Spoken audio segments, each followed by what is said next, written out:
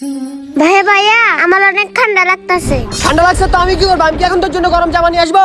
চল। ভাইয়া আমার অনেক ঠান্ডা লাগতেছে। আরে আমার ভাই ঠান্ডা লাগতেছে, এই নে এটা ফরাই দিতেছি, তাহলে আর ঠান্ডা লাগবে না। ফর এখন চল।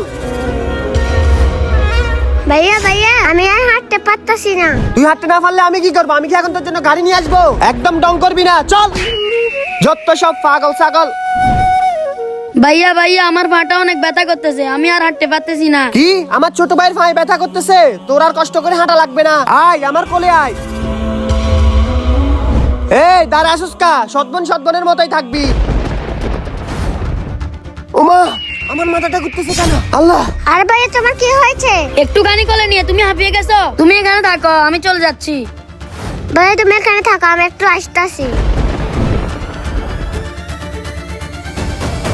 পানি। ভাইয়া পানিটা খেয়ে নাও।